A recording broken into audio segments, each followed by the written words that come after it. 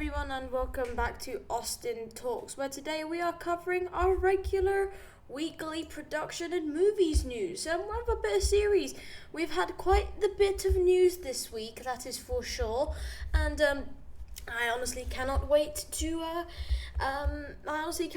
the next few weeks because we've got a lot of content. And yes, this may have been late, but hey, here we are anyway. So without further ado, let's just get right into it. First off, with the Hunger Games: Ballad of Songbirds and Snakes review. Now, this was a movie that people weren't looking forward to because of lacking Katniss Everdeen, but it wasn't actually her story. It wasn't. It was like 50. It was Cornelia Snow's story, which it did do justice. Now, the storyline mixed with the setting was just a straight masterpiece. It was a very good movie. And now, the movie does work without the traditional hero, and it did execute the goal, which was to show Cornelia Snow's story in a very dystopian and yet normal way.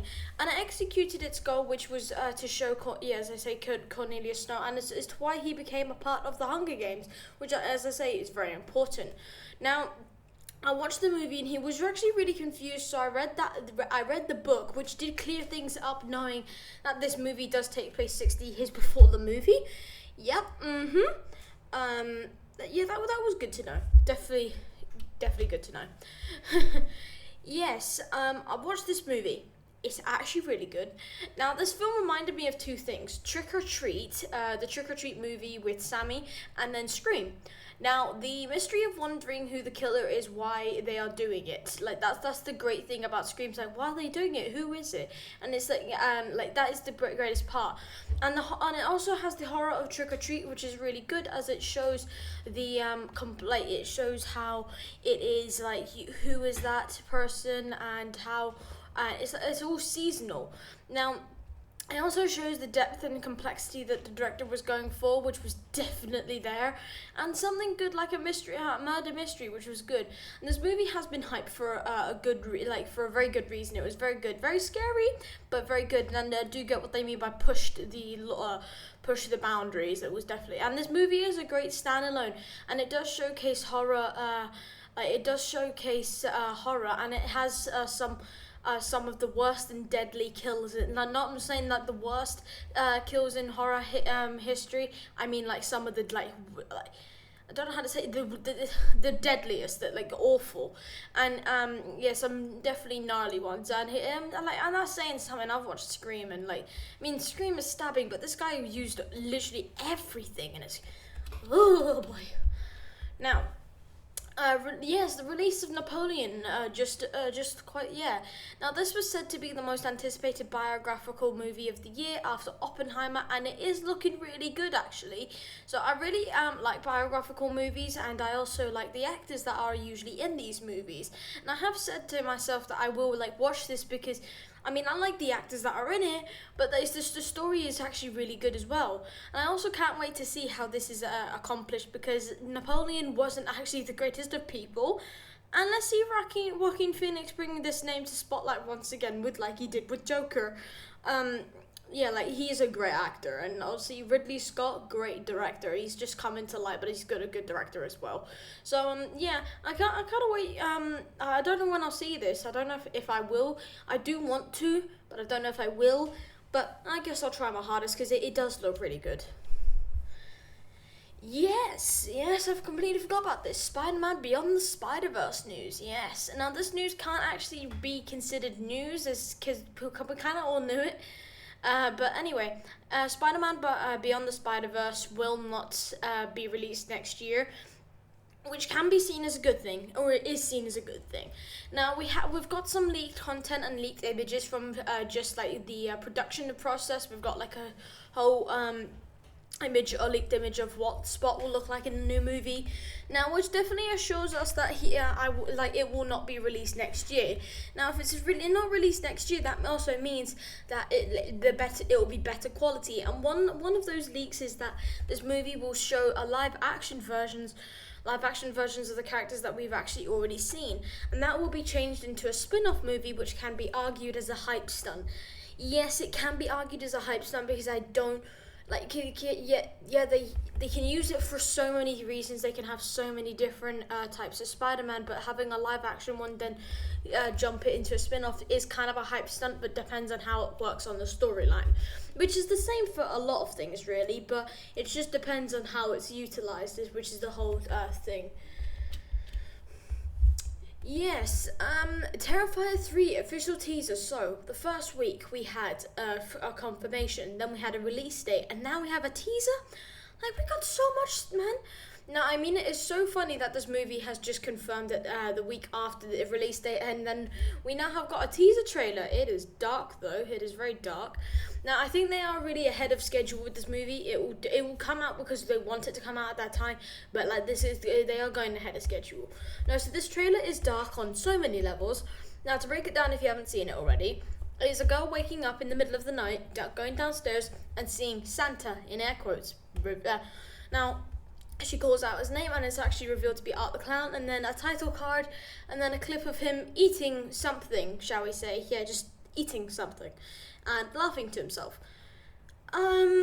This may put me off Christmas next year, possibly this year as well, but this does seem like it's going to be above and beyond with this movie, but make sure, it does make sure that it isn't Terrifier 2 all over again, which was just really repetitive. Like, Terrifier 2 and Terrifier 1 were basically the same thing, however, this is a Christmas theme, so yeah, it'll be Christmas, it'll be cool, but also traumatizing, which I don't want it to be, but it'll... yeah, just Terrifier 3 is it's looking dark. Now, this is very exciting to me personally because I love Creed, but Creed 4 is coming. Yes, now. Now, I love the other movies, even the third one without a Sylvester Stallone, so this excited me to the highest of levels, that's for sure. Now, there isn't much to go off because it has only just been confirmed and that this movie is coming, but there are no script actors, no nothing. We'll probably get Michael B. Jordan again, but like we've got no script actors, no actors, we've got nothing. There is a release date goal. We don't know. Probably won't change. No, it probably will change. No, but it's said to be released around the early months of 2025, which makes it consistent with the other movies when timeline change. Now, this could change, but I'm happy with nonetheless because 2025's roster, half of my allowance is going to go to the cinema. Oh my god, not half, maybe a bit more, is going to the cinema because literally, there's so much.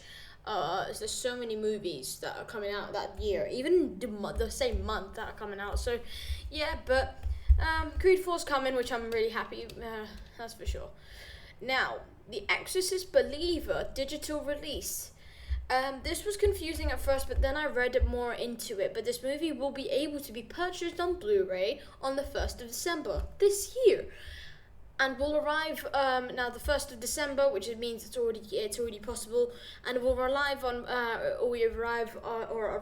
on streaming services like Hulu and Peacock on the same day. Now, I'm also aware that other streaming services have already released it. I know this was on October 24th, but this is only for people who are really interested. And I mean, I saw the trailer and I've seen some of the posters, and I just yeah, bad Felicia. I hated it. I don't like this. It's too much terrifying. Yeah, so you can now go and see this, which is very good because I do believe it's an okay movie. I've not been told it's great. I've been told it's okay. So, yeah, go and watch that if you wish. Yes, oh god, yeah, this thing again. Now, Dune 2 has a new release date once again. Now, Dune 2 was initially supposed to be coming out around this time of year, but it was supposed to come out in November. But due to the certain events that were happening, it was postponed to roughly 3 to 4 months later. And while this is sort of still the case, we have a new release date, which is good, and it was pushed back to the 15th of 2024. But now it will having arrived 2 weeks before that. So March 1st, this is when it'll come out, which is reassuring. It is reassuring. Now, this isn't major, but it has been changed, and it has been changed twice now. No doubt they will change it for a final time, like to the middle of February or something. So no doubt that was it will be the start of next year, that this will come out. But like, as to when, I don't know. I mean, everything comes in threes, as I'm told. So yeah, but there's a new release date for that. The roster for this movie is looking big.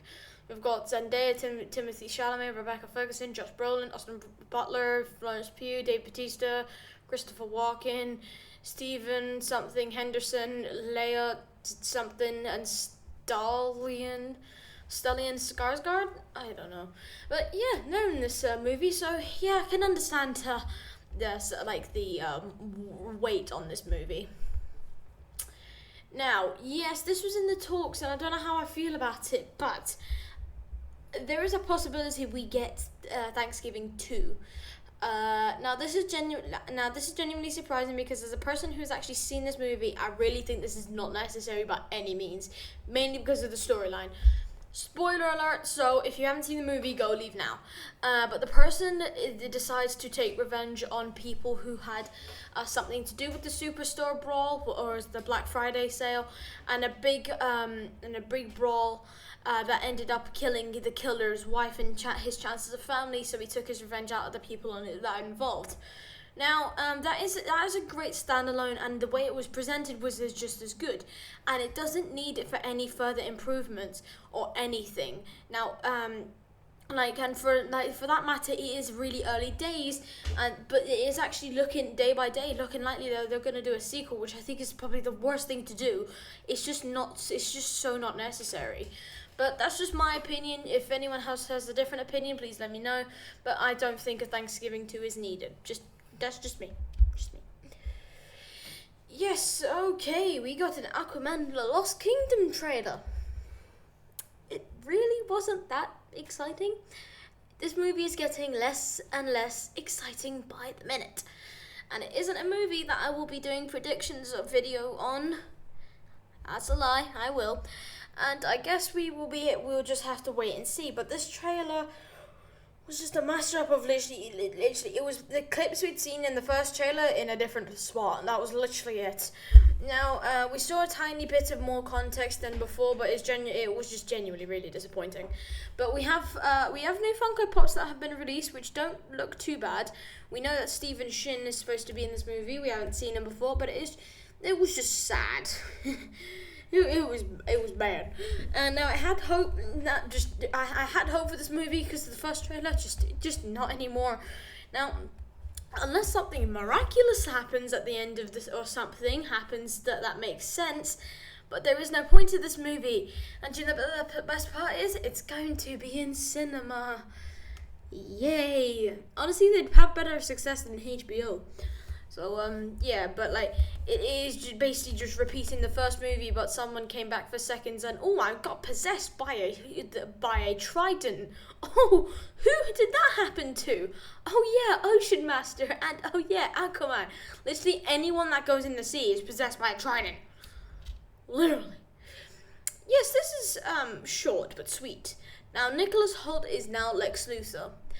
When this movie was first going through auditions, it was said that Nicholas Hoult was up for the role, and it was more than obvious that it would be him, because based off other projects, he is a good actor and he knows what he's doing.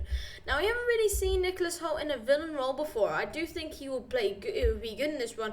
However, it hasn't been confirmed that he will be the villain, but he will be in the movie, that's for sure. It may be like Brainiac or someone, but he may not be the villain.